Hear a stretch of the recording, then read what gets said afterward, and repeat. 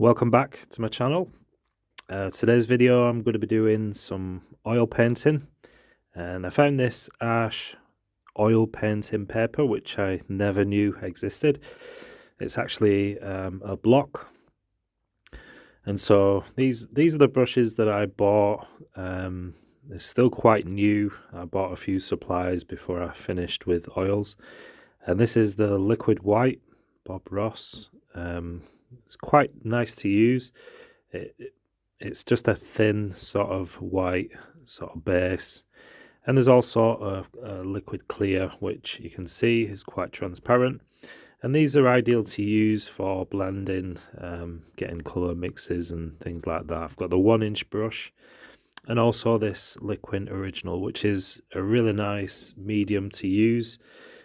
This speeds up the drying process, as obviously as you know, oil paints do take quite a while to dry. And then I've got this linseed, refined linseed oil, which I like to use with the pigments. Just gives a nice flow and softens and sort of thins it a little bit. And then I've had my oil paints for quite a number of years, and some of the paints are sort of stuck in the lids have all dried up, and so I need that sort of tool to open up the lids of my paints. So the paints are still good. I've had them for a number of years and they still do what I need them to do. This is Liquid Impasto. So this is quite a thick medium, and that's used to build up texture in a painting. If you like those paintings where you see the brush stroke, I'm just showing you the texture of the paper. It's classed as a cold press, 100% cotton paper, but it's not really as rough as a canvas. I wanted to show you this brush washer. This is quite ingenious, really. So this has got I used to use refined white spirits, turpentine, and that was quite harsh, the smell. I used to do paintings and coat like I'm doing here, coat the surface, the canvas or whatever, with a thin diluted pigment with the turpentine, and it was just so smelly. It really did smell for days and days on end. So I found this sand soda, which is an odorless thinner, and so the brush washer just topped up with that. And then you can see that there was holes in the brush washer. You can wash your brushes out, get all the pigment out, and the pigment sinks to the bottom, and you still got clean sand soda at the top. So this is my palette. So I'm using sap green, titanium white, a yellow ochre, Van Dyke brown, and then a cadmium red hue. So there's my palette. This is actually a wooden palette. I would like a bigger palette perhaps, but I have not got around to getting one yet. So just mixing with the Van Dyke brown, a touch of sap green, and then a bit of cad red. The Van Dyke brown is quite a dark colour, and I want sort of a dark colour. I didn't really have much of an idea what I was going to paint. The original idea was to do sort of a painting that I'd done before, and it was of some trees on the left hand side and some light sort of bursting through the trees, a bit of a meadow. But as I was painting this, it just evolved into something else, which I think that's the beauty of painting. You don't want to be sort of tied down to any ideas. You want to be sort of free.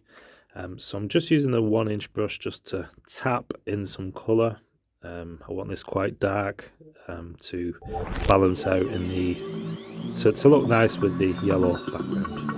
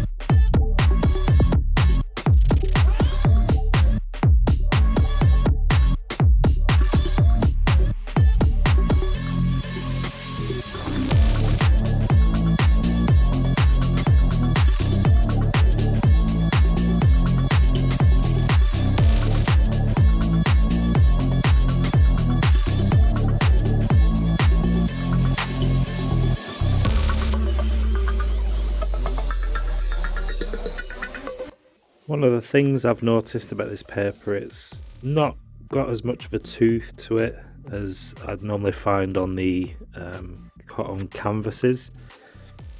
So as I do these mountains, the way I like to do the mountains is with a palette knife, just drag it down, just gently, sort of just let the paint be pulled off. The canvas sort of takes the paint off the knife as you come down, but with the paper it's sort of it's a bit of a smoother surface. It doesn't really do the same, but I'm working with it. It's the first time I've used this ash oil painting paper, but I do like the way the paint sort of sits on the surface. And I think one of the best things about oil paints, if you sort of don't like anything, you want to change things, unlike watercolour, you can just keep going over it, you can cover it up. If you can't scrape it off, that's one thing you can do, scrape the paint off, start again. But if you can't do that, you can just keep going over it until you get what you get, until you're happy with what you sort of get. So like I said, this was a scene. It wasn't really intended. Just trying out the paper, just seeing what I can and can't do. So it's taken the medium quite well. You can see I've got some nice, I like in the trees on the left hand side where you can see the yellow coming through. It sort of brings the paint into life. And I thought I'd just balance that out by putting some trees on the right hand side, just creeping into the scene. And then of course I've got these nice sort of lighter highlights. So the difference with oils than watercolour, I like to start with a medium tone. So you can see, obviously I covered the paper with my yellow ochre and sort of a lighter yellow, and that is my mid tone. I wanted that to sort of come through in places and keep it nice and light. So that's a sort of middle tone, I would say, and then I just go from dark and light. So there's not really a wrong or right way to do things, but that's the advantage. Watercolour, you have to go from light, well, usually you go from light to dark, but in oils you can do either way.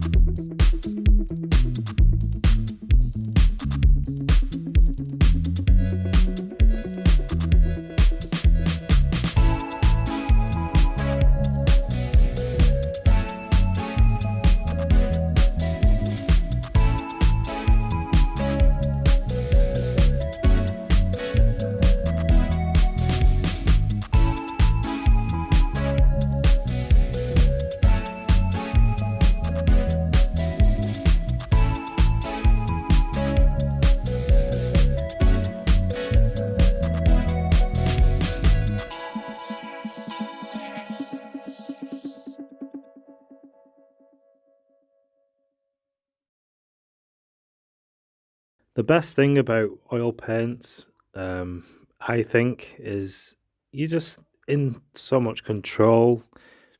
If you're used to maybe watercolour or um, I usually paint watercolour, but coming from a watercolour background, oil paints are so much more controllable. You can really manipulate the paint. You can add, you can even take away the paint, or just if you do struggle, you can just cover over. So I do find it quite an easy medium to work with. I have done quite a few oil paintings. I have learned what sort of medium works. So I did show at the beginning the mediums, the Bob Ross, liquid clear and liquid white, and these are really good for blending, to allow more time to blend, because it's almost like a thin sort of turpsy oil, so it's got that thin sort of flow to it, so you can add it straight to the paint, so you get a nice watery sort of consistency. And then I showed you the liquid impasto, which is the opposite to that. So the impasto is a thick body of medium, which you can add to any paint, and it just gives that build up, that really thick, texturally, painterly sort of look, which I really do enjoy. I really do love seeing that in paintings. It's not something I do in every painting. It's something I like to do in certain parts of a painting, or just to give that texture, and that if it's something in the foreground with a lot of texture on, then I sometimes use it. Then I want to build it up and sort of make it really stand out, make it really pop against the background. So you got all these different things that you can do. There's so many different mediums and different techniques, different you got paint, you got brushes, and obviously then you got the palette knives, which I do enjoy using the palette knife as well, especially things like mountains. But yeah, I hope you like this video. It's something a bit different, and it's more of an experiment. I wanted to test out the Arch oil paint paper. So yeah, just please give us a like, give us a thumbs up,